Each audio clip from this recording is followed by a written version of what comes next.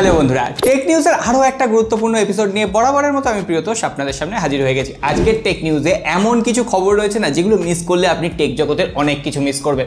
তাই জন্য বলছি আজকের টেক নিউজটা সম্পূর্ণ দেখুন। প্রথমেই গুরুত্বপূর্ণ আপডেটটা দিয়ে দিই। আপনারা হয়তো অনেকেই জানেন আমেরিকায় যবে থেকে ডোনাল্ড ট্রাম্প আবার নতুন করে এসেছেন তবে থেকে একটা টালমাটাল পরিস্থিতি সৃষ্টি হয়েছে। ডোনাল্ড ট্রাম্প অলরেডি ঘোষণা করেছেন যে দেশ আমেরিকার উপর যত ট্যাক্স চাপাবে আমেরিকাও সেই দেশের উপরে সেই ততটাই ট্যাক্স চাপাবে। এই ধরনের বেশ কিছু ট্যারিফ প্ল্যান তিনি চেঞ্জ করেছেন, ফলে অ্যাপেল আর স্যামসাংয়ের ফোনের দাম কিন্তু বেড়ে যাওয়ার সম্ভাবনা দেখা যাচ্ছে। আর অ্যাপেলের ফোনের দাম যাতে না বাড়ে অ্যাপেল তার জন্য একটা চালাকি খাটিয়েছে। অ্যাপেল একেবারে 5টা প্লেন বোঝাই জিনিসপত্র, সেটা অ্যাপেলের আইফোনের বিভিন্ন ধরনের যন্ত্রাংশ, আইপ্যাডের যন্ত্রাংশ, এমনকি বক্স প্যাক আইফোন, সেগুলোকে আমেরিকায় শিফট করে দিয়েছে যাতে এই ধরনের কোনো রকম ট্যাক্স অ্যাপেলকে দিতে না হয়। কারণ অ্যাপেলের অনেক প্রোডাক্ট এখন কিন্তু ইন্ডিয়াতে ম্যানুফ্যাকচারিং হচ্ছে, ইন্ডিয়াতে তৈরি হচ্ছে। তো সেই প্রোডাক্টগুলো অ্যাপেল আমেরিকাতে 5টা প্লেন ভর্তি। বুঝতে পারছেন অ্যাপেল কতটা চাইছে যে একদম দাম কমিয়ে যাতে প্রোডাক্টগুলোকে মানুষের হাতে তুলে দেওয়া যায়, কম্পিটিটিভ ব্যবসা করার চেষ্টা করছে। তো আপনিও একটা জিনিস ছোট্ট করে চেষ্টা করতে পারেন, ওই লাইক আর সাবস্ক্রাইব বাটনটা প্রেস করার চেষ্টা করে দেখুন তো, তাহলে এই ধরনের টেক আপডেটগুলো না সবার আগে আপনাদের কাছে পৌঁছে যাবে। আর হ্যাঁ, অনেকেই দেখলাম ঘন্টাটা প্রেস করেননি, ঘন্টাটা নিজের মনে করে একটু প্রেস করে দেবেন, তাহলে চলুন পরবর্তী আপডেটগুলো দেখে নিন। যাই হোক, এর পাশাপাশি আইফোন বা আইপ্যাড বা ম্যাকবুক যারা ইউজ করেন সেই সমস্ত ইউজারদের জন্য একটা ইম্পর্টেন্ট আপডেট দিয়ে দিই। যদি আপনারা দেখেন যে আপনাদের ডিভাইসে কোনো রকম আপডেট এসছে, অবশ্যই আপডেট করে নিন, কারণ সিইআরটির তরফ থেকে একটা ওয়ার্নিং জারি করা হয়েছে, বিভিন্ন ধরনের সিকিউরিটি ইস্যু আপনাদের ডিভাইসে হতে পারে। আপডেট করে নিলে চিন্তা করার কিছু নেই। অনার, আমি বারবার বারণ করছিলাম যে অনারের ডিভাইস এই মুহূর্তে কেনা উচিত হবে না, তার যতই কম্পিটিটিভ যতই ভালো ডিভাইস হোক না কেন, কারণ অনারের সার্ভিস সাপোর্ট খুব খারাপ। কারণ অনেকের ফোন নষ্ট হয়ে গেছে, ডিসপ্লে চেঞ্জ করতে পারছে না, সার্ভিস সেন্টার ঠিকঠাকভাবে রেসপন্স করছে না। অবশেষে একটা বিশ্বস্ত সূত্র থেকে খবর পাওয়া গেছে যে অনার খুব তাড়াতাড়ি ইন্ডিয়াতে তার ব্যবসা বন্ধ করতে চলেছে। আর ইন্ডিয়াতে ব্যবসা বন্ধ করলে বাংলাদেশেও বেশ কিছু যেগুলো ইন্ডিয়া থেকে যায় বাংলাদেশে সেই সমস্ত ডিভাইসগুলো বন্ধ হয়ে যাবে, সেগুলোর সার্ভিস কিন্তু আর পাওয়া যাবে না। সুতরাং এই মুহূর্তে দাঁড়িয়ে অনারের কোনো ডিভাইস কিনবেন না। আর যদি আপনি পারেন ঝেড়ে দিন, ফোনটা বিক্রি করে দিন, তাতেও বেশ কিছুটা টাকা পাওয়া যাবে।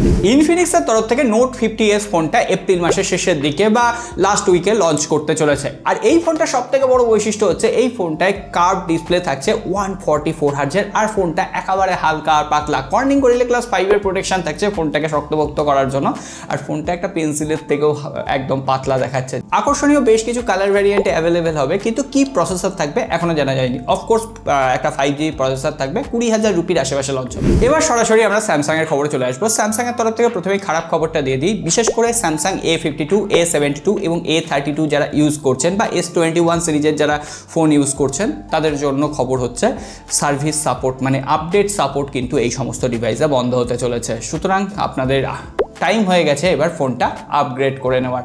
এর পাশাপাশি স্যামসাং গ্যালাক্সি M36 ফোনটারও বেশ কিছু খবর সামনে এসছে। বলা হচ্ছে M36 ফোনটা মে মাসের নেক্সট উইক মানে সেকেন্ড উইক নাগাদ লঞ্চ হবে, আর সেখানে 20,000 রুপি প্রাইস পয়েন্টে একটা এক্সিনোসের 1480 চিপসেট থাকবে।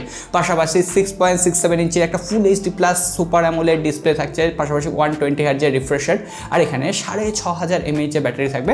চার্জার কিন্তু সেই 25 ওয়াটের চার্জার থাকছে, বক্সে কোনো রকম চার্জার থাকছে না। আর হ্যাঁ, 50 মেগাপিক্সেলের ট্রিপল রেয়ার ক্যামেরা থাকবে, আলট্রা ওয়াইড অ্যাঙ্গেল লেন্স থাকছে এবং ম্যাক্রো ফটোগ্রাফি সেন্সার থাকবে। সো দেখা যাক, আবার যখন লঞ্চ ডেট একদম কনফার্ম জানতে পারবো আপনাদের সাথে সবার আগে শেয়ার করবো, কথা দিচ্ছি। তবে এবারে সব থেকে খারাপ খবরটা দিয়ে দিই। স্যামসাং যে আলট্রা ভ্যারিয়েন্টটা লঞ্চ করতো তার সব থেকে বড় বৈশিষ্ট্য ছিল এই এস পেন। হয়তো স্যামসাং S26 সিরিজ এই লাস্ট আমরা এস পেন দেখতে পাবো। S27 সিরিজ থেকে আর কোনো রকম মানে S27 আলট্রাতে আর কোনো রকম এস পেনের সাপোর্ট থাকবে না।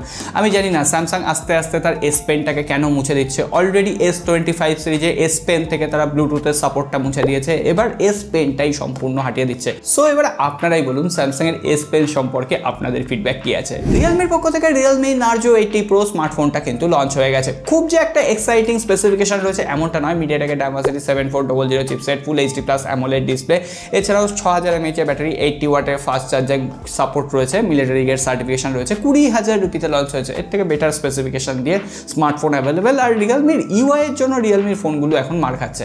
তবে সব থেকে এক্সাইটিং খবর হচ্ছে মোটোরোলার তরফ থেকে মোটোরোলা A60 ফিউশন ফিউশন তো লঞ্চ হয়ে গেছে, আমরা রিভিউ দিয়েছি, আই বাটনে লিঙ্ক আছে, রিভিউটা একবার দেখে নেবেন। আর রিভিউর সাথে সাথে আমরা কিন্তু কম্প্যারিজন ভিডিও আপলোড করেছি নাথিং ফোন 3 এ। সো ওই কম্প্যারিজন ভিডিওটা দেখে নেবেন। মানে 20,000 বা 25,000 রুপিতে যারা স্মার্টফোন কিনবেন বলে ভাবছেন তাদের ওই দুটো রিভিউ দেখা খুবই দরকার রয়েছে। যাই হোক, এবার মোটোরোলা লঞ্চ করছে মোটোরোলা Edge 60 স্টাইলাস। মোটামুটি যেটুকু খবর রয়েছে 17ই এপ্রিল কিন্তু ইন্ডিয়াতে এটা লঞ্চ করতে চলেছে। 6.7 ইঞ্চির পিওলেড ডিসপ্লে রয়েছে, Qualcomm Snapdragon 7S Gen 2 chipset, এছাড়াও অ্যান্ড্রয়েড 15, 50 মেগাপিক্সেলের ডুয়েল রিয়ার ক্যামেরা, 32 মেগাপিক্সেলের ফ্রন্ট ক্যামেরা এবং 5000 মিলিঅ্যাম্পিয়ার ব্যাটারি, 65 ওয়াটের চার্জার। আর এখানে মনে হয় ওয়্যারলেস চার্জিং টেকনোলজি থাকছে। তবে ফোনটার সবথেকে বড় আকর্ষণ এখানে কিন্তু স্টাইলাস পেনের সাপোর্ট থাকছে। মোটামুটি 25,000 রুপিতেই লঞ্চ করবে বলা।